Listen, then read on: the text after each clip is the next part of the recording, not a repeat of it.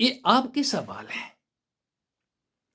भगवान ने गीता अर्जुन को ही क्यों सुनाई? क्या जोर से नहीं कह सकते थे या और कोई उपाय नहीं था? और बाद में हमारा मन भी बड़ा विचित्र है। कभी भीम ने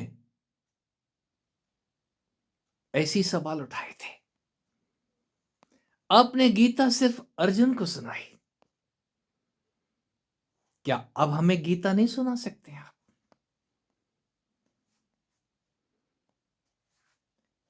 पता नहीं इसमें कितनी सच्चाई है। कहते हैं भगवान कृष्ण ने बड़े सुंदर शब्द निकाले थे, तब मैं उस गुरु पद पे, उस भगवत्ता के चरम शिखर पे था। और तब मेरे पास मेरा शिष्य था जो कि बिल्कुल पक्के तैयार हो गया था। कोई भी गुरु किसी अपने शिष्य विशेष के लिए बोलता है, उसको सामने बिठा के बोलता है, और जब वो उसको सामने बिठाता है तो सिर्फ उसके लिए बोलता है, सबके लिए नहीं बोलता। आपका ये कहना, आप हमारे सवालों का जवाब नहीं देते, अभी आप पके नहीं हैं। यदि पक गए होते तो आपके जवाब अपने आप आपके पास पहुंच गए होते। मेरे बोलने और ना बोलने से, किसी के भी बोलने और ना बोलने से कोई फर्क नहीं पड़ता है। कोई भी गुरु एक मुंह से नहीं बोलता है, अनंत मुंह से बोलता है, अनंत मुंह से गाता है। किसी भी रूप में आपके सामने आकर के आपके सवाल का उत्तर देगा। आप कितने जागरूक हैं। जब कोई अर्जुन हो जाता है तो कृष्ण उसके अंदर से खड़े हो जाते हैं। कृष्ण बाहर नहीं है, वो नर, उस नर के अंदर ही नारायण अवतार लेते हैं उसके सारे सवालों के उत्तर देने के लिए। क्यों? वो उत्तर जान चुका होता है। कोई जानने के बाद ही अपना मुंह खोलता है, और जब वो मुंह खोलता है तो दिखने में तो वो नर लगेगा। कृष्ण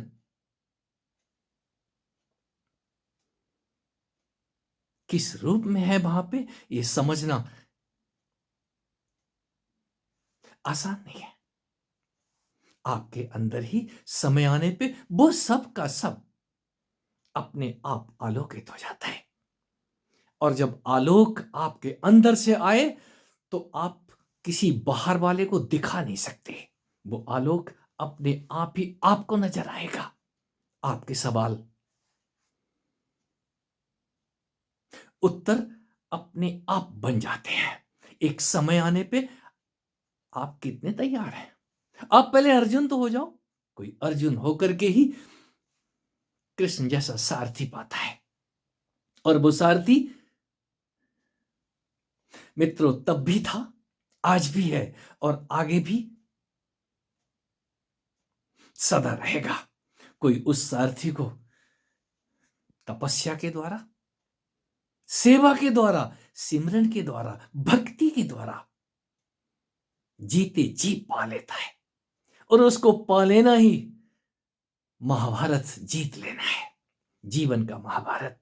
ये तो सदा ही आप हारोगे, कुछ भी नहीं बचता है इस जीवन में। जो बचाने के लिए तैयारी कर रहे हैं हम, कुछ भी कर लेंगे, लेकिन अपने जीवन को मधुर बनाए रखेंगे नहीं हो सकता।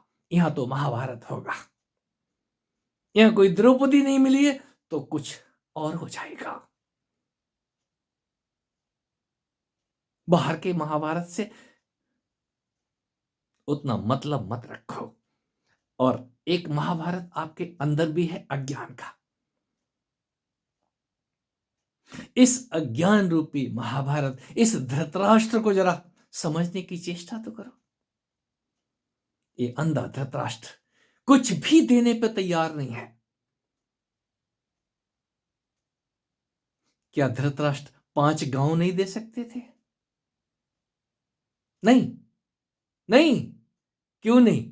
क्योंकि अंधे के पास महत्वाकांक्षाएं होती हैं। अज्ञानी ही महत्वाकांक्षा पाले रहता है। आज नहीं तो कल मैं ये पाके रहूंगा।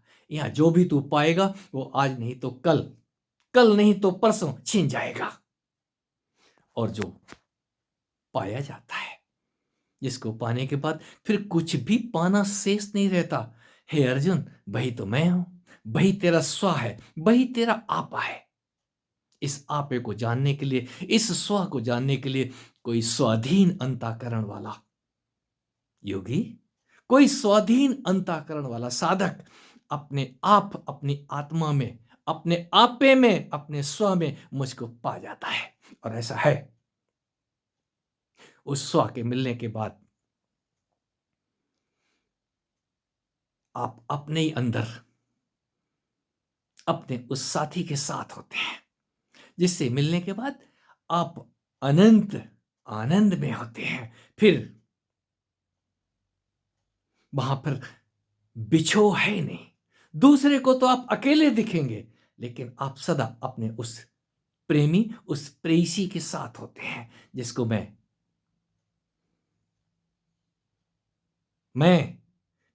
कहता हूं। वही आपका मैं है। उस मैं के आने के बाद आप खुमारी में होते हैं। मैं का नशा किसी अर्जुन को एक बार चढ़ तो जाए, फिर तीर अर्जुन नहीं चलाता, धनुष और बाण दिखता तो अर्जुन है। पूरा का पूरा महाभारत कृष्ण के सुदर्शन के द्वारा होता है। वो दर्शन आपको समझ आते हैं। यहां किस बात का दर्शन है? ये दर्शन को देखने के लिए हम नित्य आंखें खोलते हैं और ध्यान के नाम पे आंखें बंद करते हैं। आप बंद करें या खोलें, आपके अंदर वो महाभारत, वो अज्ञान आपको बनता और बिगड़ता हुआ दिखेगा। इस शब्द रूपी कोलाहल एकदम शांत होता है, और जब शांत होता है तो वहां देखने के लिए कुछ भी नहीं बचता। उस काले के अलावा, उस कृष्ण के अलावा हमें तो सब काला काला दिखता है। वो नीला, चाहे आप काला कहें या नीला कहें, ये नील वर्ण ही बचता है। और जिसने वो नील वर्ण के दर्शन कर लिए हों, वो आपका ही अपना स्व है। आप कितनी देर स्थिर रह पाते हैं उसके अंदर, ये आपके हाथ में नहीं है।